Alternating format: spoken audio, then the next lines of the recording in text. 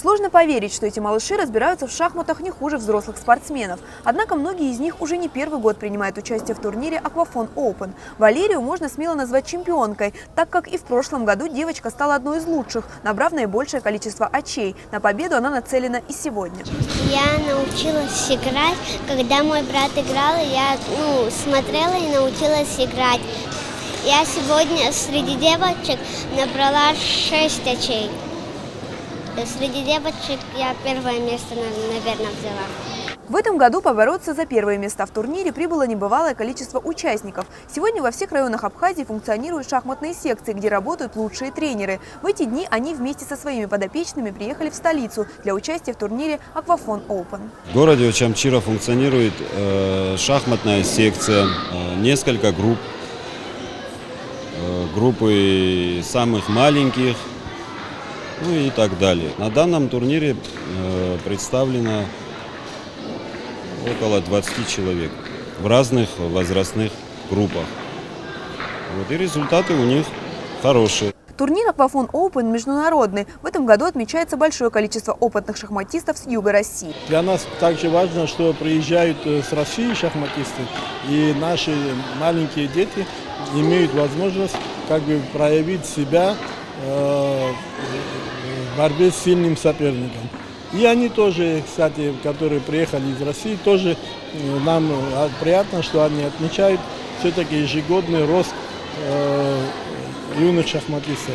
В этом году в условия соревнований были внесены некоторые изменения, которые пришлись по душе участникам турнира. Специалисты компании «Аквафон» отмечают также изменения в системе поощрений за счет увеличения призового фонда.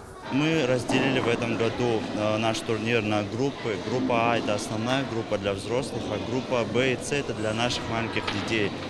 Каждый получит грамоту, награду, кубок, медаль. И очень мы радуемся тому, что наш турнир развивается из года в год.